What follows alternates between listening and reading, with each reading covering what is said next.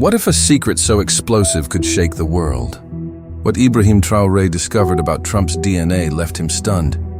And just 1 minute later, he demanded the cameras be cut. Today, you're about to witness a story of secrets, betrayal, and shocking revelations that could change everything you thought you knew.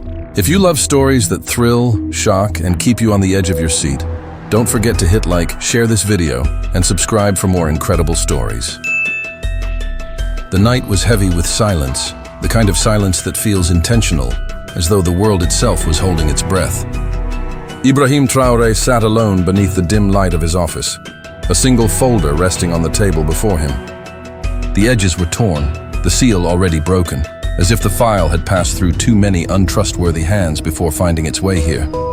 He did not know who had sent it, nor how it crossed borders guarded by enemies both seen and unseen. What he knew, with the weight of certainty pressing against his chest, was that what lay inside would change everything. The folder contained strands of a secret long buried. A report, clinical in its language, merciless in its detail. He scanned each line with widening eyes. This was no ordinary dossier.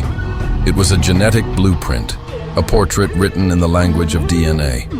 At first, he thought it was a trick, a fabrication designed to discredit him or lure him into a trap. But as the names, the codes, the sealed markers unfolded, a pattern emerged that could not be denied. There it was, Donald Trump's DNA, stripped bare and exposed. Yet what stunned him was not its existence, but what it revealed. The room grew colder, the hum of the fluorescent light above seeming louder with every second. His hand trembled, not out of fear for himself, but for what this knowledge might unleash upon a world already teetering on the edge of chaos. The report did not merely suggest scandal. It whispered of something larger, darker, origins, manipulations, truths so vast that the entire foundation of power seemed suddenly unstable. In that moment, Traoré was no longer a man reading a file. He was a witness standing at the edge of a cliff, peering down into an abyss designed to swallow nations whole. He knew the eyes of hidden forces were upon him, waiting, watching. His heart pounded with the weight of a decision that no leader should ever have to make. To reveal this truth, or to bury it forever. He straightened his posture, closing the folder with a sharp snap that echoed in the room like a gunshot. The silence pressed in tighter, unbearable. The cameras had already been rolling, capturing every flicker of his expression. But then came the moment that froze history itself. His jaw clenched, his voice heavy with something more than fear, more than resolve. 1 minute later, he demanded the cameras be cut. The night after the folder appeared, Ibrahim Traoré could not sleep. Each time he closed his eyes, the numbers and codes from the report returned to him, weaving themselves into shapes and shadows. He felt as though he were holding not just paper, but the heartbeat of a secret capable of rewriting the story of nations. Outside his window, Ouagadougou was restless. The city had grown used to hunger, but tonight the air seemed charged with a new kind of unease. Soldiers shifted in the streets, with rifles slung across their backs, and mothers clutched their children tighter, as if some unseen storm were nearing. Traoré's rise to power had never been a straight road. He had not asked for the burden, but had inherited it in the chaos of betrayal, violence, and broken promises. Every step he took as a young captain echoed with the ghost of Thomas Sankara, whose shadow still hung heavy over Burkina Faso. Sankara had spoken of dignity, independence, a future unchained from colonial hands. Yet here Traoré stood decades later, facing the same vultures, different only in the polish of their suits and the subtlety of their threats. The International Monetary Fund demanded gold, demanded obedience, demanded silence. And all the while his people were starving. The land itself was rebelling. Fields once alive with crops had withered into dust. Families waited in endless lines for sacks of grain that never came. In the villages, children's eyes grew dull from hunger, their cries fading into silence that broke the hearts of their mothers. Even the soldiers, those sworn to protect, began to whisper in their tents. Some wondered if their sacrifices meant anything. Others feared the young president was too stubborn, too bold. and that defiance against the powers of the world could only end in ruin. It was against this backdrop that the DNA file had arrived, slipped through the cracks of secrecy. Some said it came from a whistleblower buried deep within American laboratories. Others believed it was leaked by enemies who wanted to see Traoré destroyed by forces larger than himself. He considered both possibilities. Yet what haunted him most was not where it came from, but why it had found him. Why him, a leader of a small nation, entrusted or cursed with knowledge that could topple the illusions of an empire? He thought of the generals who surrounded him, 3 men who smiled in his presence but plotted in shadows. They were veterans of power, older, richer, bound not to ideals but to survival. They had no interest in the hunger of children or the dignity of farmers. They spoke of alliances, of aid, of international respect, but in their silence lurked betrayal. Each of them, he knew, had felt the touch of foreign hands, money wired into hidden accounts, promises whispered in darkened rooms. If the DNA truth were real, and if Traoré chose to reveal it, these men would not hesitate to trade his life for their own safety. The IMF's shadow grew longer each day. Threats came wrapped in polite language, debt restructuring, investment freezes, sanctions cloaked in diplomacy. But beneath the words lay ultimatums sharper than any blade. The DNA file gave those threats a new dimension. For if its revelations ever surfaced, the very powers that demanded submission would have reason to silence him not only for defiance, but for what he now knew. And still, the people endured. In the markets, women bargained with coins that had lost their worth, trying to feed families on shadows. In the villages, fathers dug dry earth with cracked hands, praying the next season would be kinder. In the city, students spoke in whispers about a future that seemed impossible, a freedom always promised but never delivered. Traoré felt the weight of it pressing down. The secret was too large, too dangerous, but silence was its own kind of betrayal. His nation had been broken for too long, bent beneath powers that thrived on Africa's weakness. Yet he also knew that a single misstep could unleash a chaos beyond his control. The DNA revelations were not just about one man, not even about Trump. They pointed toward a world of hidden experiments, concealed truths, and the terrifying possibility that power itself was built on lies encoded in blood. Every day after, he carried the file like a phantom shadow. Meetings with ministers blurred into noise. Intelligence briefings became indistinguishable whispers. The 3 generals hovered closer, their loyalty thin, their questions sharper. And somewhere, beyond borders, in silent boardrooms and secret chambers, unseen men waited for his move.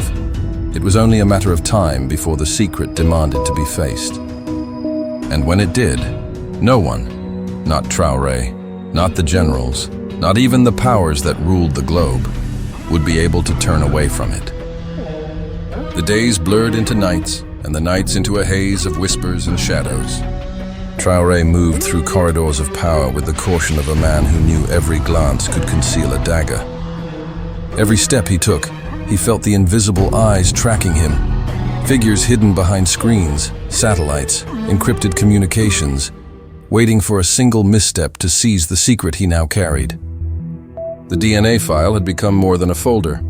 It was a living presence, haunting every room, every meeting, every sleepless hour. Outside, the world reacted in ways invisible to most. Banks hesitated. Diplomats paused mid-sentence. Secret factions, faceless yet omnipresent, weighed the implications of a revelation that no one was meant to see. Traoré could feel it in the tremor of his advisors' hands, the subtle hesitation in soldiers' movements, the way even old allies began to glance over their shoulders before speaking. The file's content was not just information. It was a spark that could ignite continents. Rumors began to seep into the city streets. Whispers of experiments, of hidden lineages, of truths that defied logic, began to circulate among journalists and informants.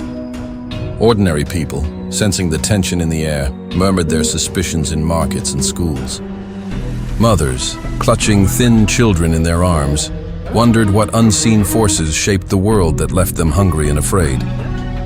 Traoré, burdened by this knowledge, felt both the weight of responsibility and the creeping isolation of inevitability.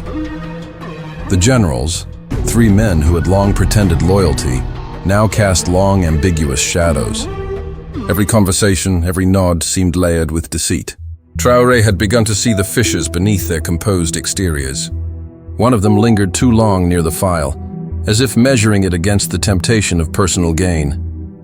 Another whispered to an unknown contact through encrypted channels. And the third simply watched him, a predator waiting for a sign of weakness. Trust had dissolved into calculation, and every interaction felt like a test of survival. The IMF sanctions began to tighten like a noose. Financial channels froze, aid shipments delayed, and threats arrived cloaked in polite diplomacy, yet brimming with malice. Traoré could see the pressure not only on himself, but on the people he swore to protect. Factories slowed, hospitals rationed medicine, and the streets echoed with the disquiet of despair. Every child without food, every mother forced to watch her family suffer, drove him deeper into a storm of determination and fear. As he pieced together the strands of information, a terrifying pattern emerged. The DNA secret was far more intricate than a single anomaly. It connected continents, experiments, and secrets that had been buried for decades. Powerful forces, some in governments, others in private laboratories, had invested themselves in concealing it.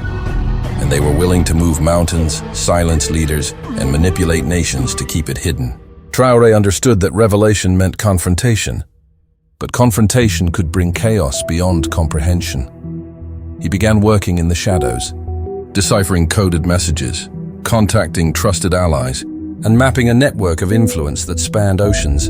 Every revelation brought him closer to the truth and simultaneously closer to the edge of danger. Agents infiltrated his team, their motives unclear. Messages arrived at night with warnings, threats, and sometimes tantalizing clues. The world outside seemed to bend around a secret only he held. Each sleepless hour sharpened his mind, but also deepened the loneliness of command. He walked the halls of his office, eyes scanning for invisible threats, the faint hum of security cameras a constant reminder that the world was watching. Ordinary people suffered as the tension escalated, and he could feel their pain like a physical weight pressing against his chest. He knew that the longer he hesitated, the greater the risk of betrayal from those who would trade his life for personal gain. And then came the night when the invisible forces made themselves felt in a tangible, terrifying way. A shadow moved inside the compound, silencing guards with precision.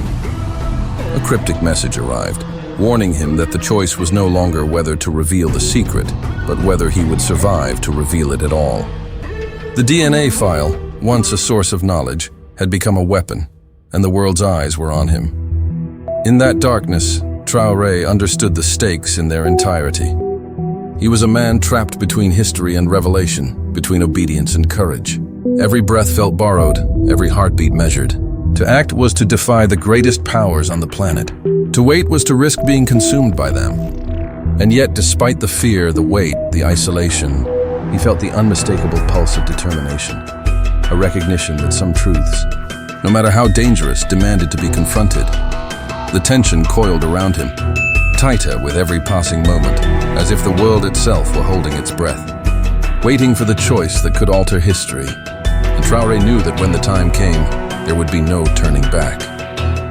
The night air was thick, almost suffocating, as Ibrahim Traoré entered the room where the world's gaze, or at least its most dangerous eyes, were fixed upon him. The cameras had been rigged, the broadcast delayed, yet the tension hummed like electricity through the space. Every step he took echoed against marble floors, each footfall a countdown, each breath measured against the weight of secrets that could topple empires. The DNA file lay on the table before him, its edges worn, the ink of its revelations burned into his mind. The generals were there, though not as men of loyalty, but as shadows of ambition. Their eyes flicked toward him, calculating, suspicious, wary of the knowledge he carried. They knew its significance, had always known, and their presence was a mixture of threat and opportunity. Traoré sensed the undercurrent of fear mingled with greed. Every move was a gamble, every glance a challenge. He understood that the world beyond these walls waited, but inside the power struggle was immediate, visceral, dangerous. He reached for the folder, feeling the weight of the truth in his hands. The DNA secrets had become more than sequences and codes. They were symbols of manipulation, lineage, and hidden power. The knowledge was explosive, capable of dismantling narratives carefully constructed over decades. And yet the very act of holding it made him vulnerable. One wrong move could mean his downfall, a momentary lapse exploited by the unseen forces lurking just beyond his perception. Traoré's mind raced. He had seen betrayal before, felt it as a tangible force pressing against him, but this was different. This was the culmination of paranoia, ambition, and revelation colliding in one room. Every detail mattered. The angle of a hand, the twitch of an eye, the subtle shift in the general's stance. He knew that the seconds stretching before him were being counted, not just by those present, but by eyes hidden around the globe. And then came the moment. He opened the folder, allowing the weight of its contents to spill into the room without words. The atmosphere thickened.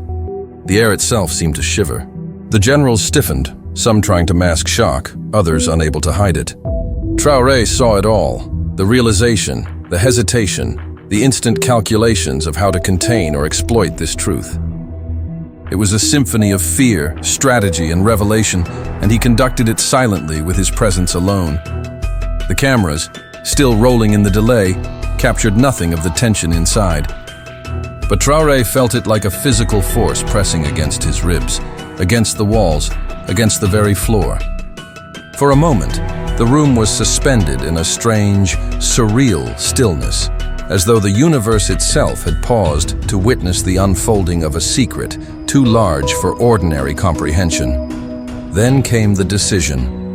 He could sense the danger, the invisible threat tightening like a noose, yet defiance surged within him. The choice was not to reveal the full truth to the world, not yet, but to assert control, to take command of the narrative before others did. With measured authority, he rose, his voice cutting through the weighty silence. He demanded the cameras be shut, demanded control over the moment before it could spiral into chaos. The generals flinched, caught off guard by the audacity, the precision, the sheer force of his command. Traoré's eyes burned with a clarity born of necessity, of knowing that in the world of secrets, hesitation was death.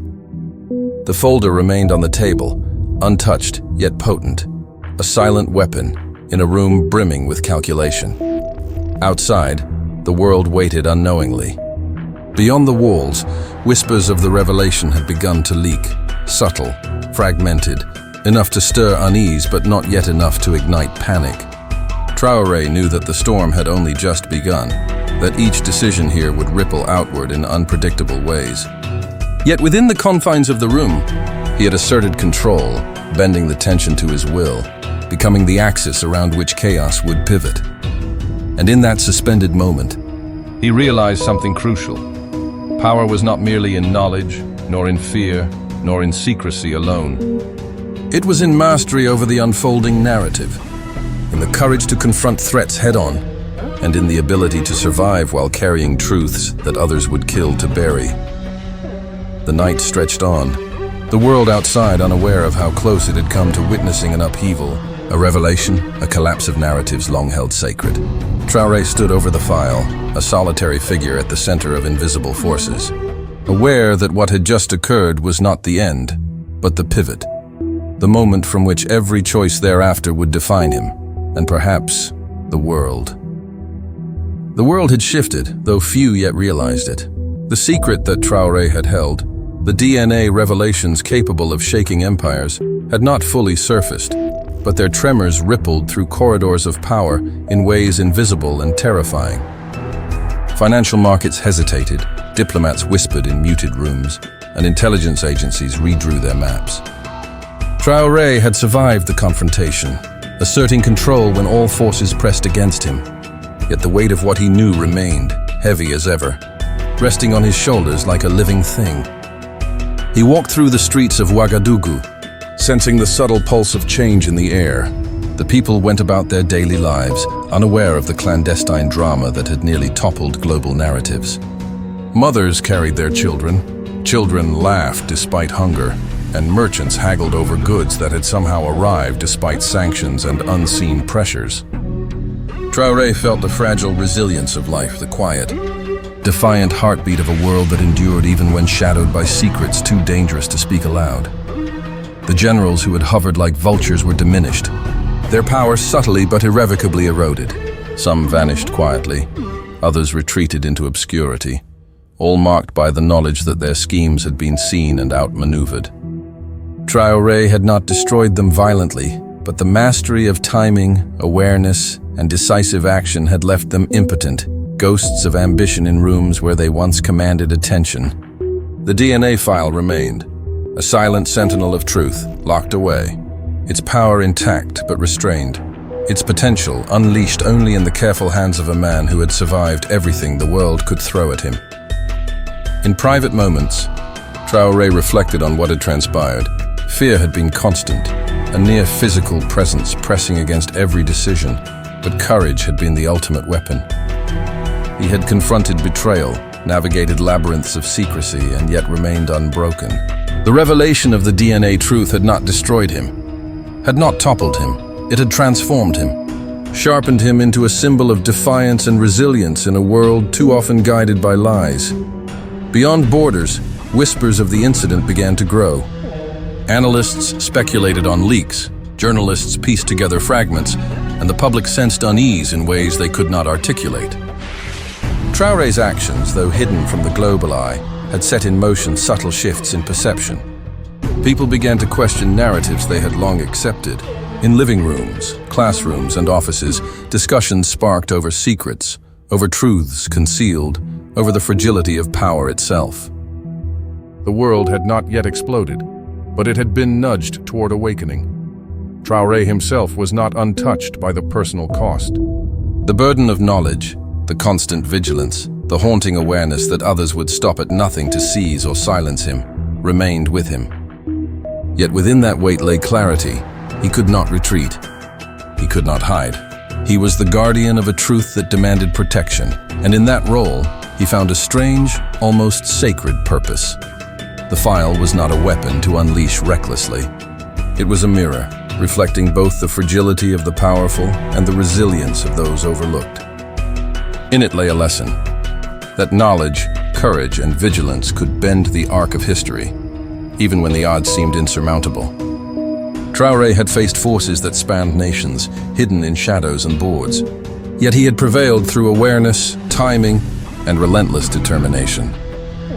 And as he looked across the horizon, the city bathed in the pale light of dawn, he allowed himself a rare, quiet thought of hope. The world had been shaken, yet it still stood. The people endured. Secrets had been confronted. Powers had been tested. And in that endurance, he glimpsed the possibility of change, subtle yet inexorable. He knew the story was not over. Others would rise, others would challenge, others would seek to suppress. Yet in that continuous flux, one truth remained. Courage, when guided by knowledge, could carve paths through even the densest shadows.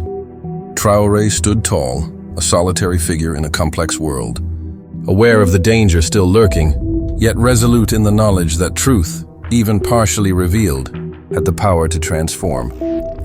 And in the lingering silence of that dawn, he asked a question not meant to be answered aloud, but heavy with meaning, echoing in the corners of a world on the brink. If even the secrets of the powerful can be uncovered, how long before the foundations of all lies crumble?